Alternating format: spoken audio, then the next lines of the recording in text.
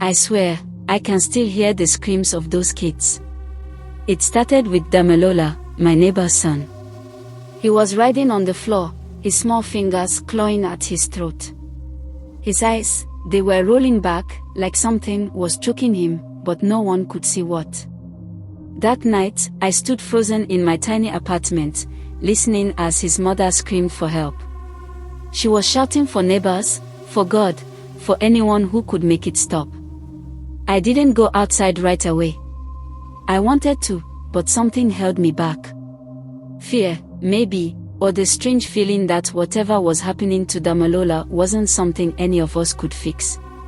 It's been months now, and I can still picture that night as if it happened yesterday. Looking back, I realize it wasn't just Damilola. He was the first, yes, but it was only the beginning. The sickness spread like a shadow creeping across our street, touching one family after another.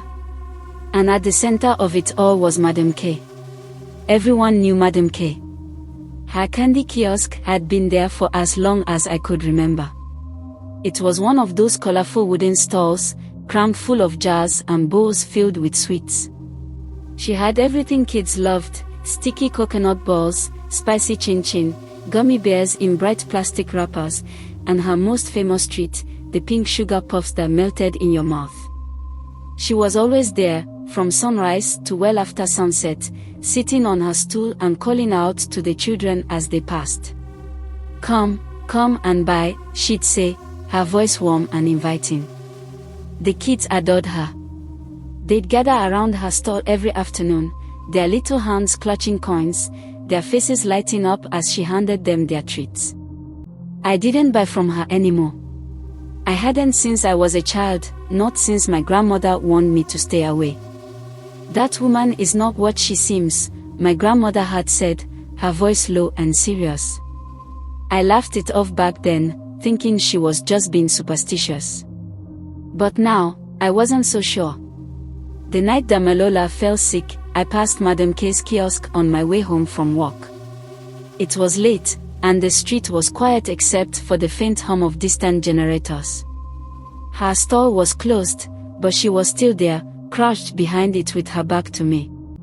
She was mixing something in a large bowl, her movement slow and deliberate. At first, I thought she was making candy, but as I got closer, I realized it wasn't candy. Her hands were blackened, coated in something thick and shiny. The smell hit me before I could see it clearly, something burnt and sour, like rotten fruit mixed with smoke. She was muttering under her breath, her words quick and sharp, like a chant.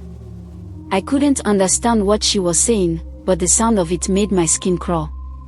I stood there for a moment, rooted to the spot, before she suddenly stopped and turned her head slightly, as if she knew I was there. I didn't wait to find out. I hurried past, my heart racing, trying to shake off the feeling that I'd just seen something I wasn't supposed to. The next day, Damilola's mother said he was fine in the morning, playing with his friends outside. By evening, he was burning with fever. He couldn't eat, couldn't sit still. His eyes darted around the room, following something none of us could see. He kept muttering the same thing over and over: "It's coming. It's coming."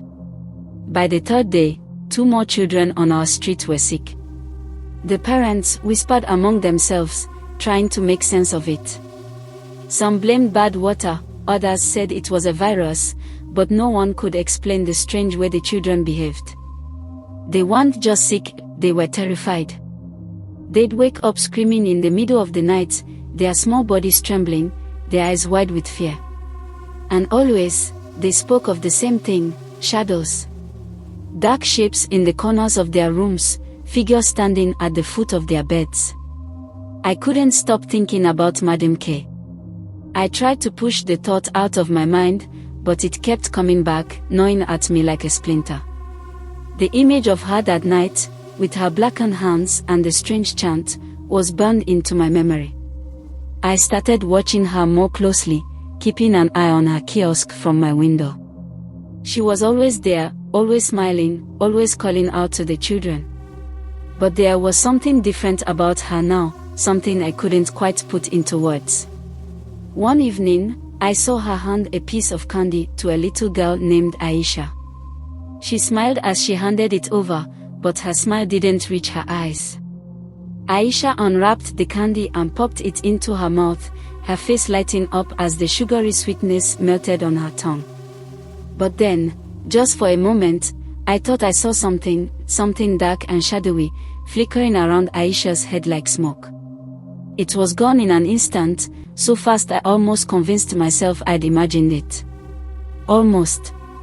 That night, I decided to follow her. After she closed up her kiosk, she walked down the street, her bag slung over her shoulder. I kept my distance, staying in the shadows. She moved slowly, her footsteps deliberate, as if she knew exactly where she was going. She turned into an alley and stopped in front of a small, abandoned building. The door creaked as she pushed it open, and she disappeared inside. I waited for a few minutes before I crept closer. My heart was pounding in my chest, every instinct screaming at me to turn back. But I couldn't. I had to know. I peeked through a crack in the door and saw her kneeling in the center of the room.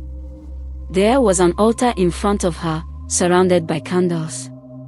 On the altar were candies, black and glistening, oozing with a thick, foul-smelling liquid. Behind the altar was a statue, carved from dark stone. It was a figure with hollow eyes and sharp teeth, its mouth twisted into a grin that made my stomach churn. Madame K was chanting again, her voice low and rhythmic. She held up a piece of candy and whispered something I couldn't hear. Then, she laughed, a soft, guttural sound that sent a chill down my spine. The air in the room felt heavy, like it was pressing down on me, making it hard to breathe. I stumbled back, my hand slipping on the doorframe. She stopped chanting and turned her head sharply, her eyes locking onto mine. For a moment, we just stared at each other. Then, she smiled. It was the same smile she gave the children, wide and toothy, but this time, it wasn't warm. It was cold, predatory. I ran. I didn't stop until I was back in my apartment, slamming the door behind me and locking it tight. My chest was heaving, my hands shaking. I wanted to believe it was a nightmare, that I'd imagined the whole thing. But deep down, I knew it wasn't. The next morning, I found a piece of candy on my doorstep. It was black and shiny, just like the ones on her altar. I didn't touch it. I swept it into a plastic bag and threw it into the trash, but the sight of it stayed with me all day. The candy on my doorstep haunted me. I couldn't shake the image of it from my mind, the black sheen, the faint, sticky residue it left on the ground. All day, I kept looking over my shoulder, expecting to see Madame K watching me from somewhere. But she was at her kiosk, smiling and chatting with her customers as if nothing had happened. That night, I didn't sleep. I sat by my window, watching her stall. Around midnight, she finally closed up. Instead of walking down the street like she had before, she stayed behind her kiosk, moving things around. It was almost as if she was waiting for something. Then, the streetlights flickered. One by one, they went out, plunging the street into darkness. I froze, my breath catching in my throat. The only light came from the moon, and even that seemed dimmer than usual. I squinted, trying to see what she was doing. That's when I saw the shadow. It wasn't hers.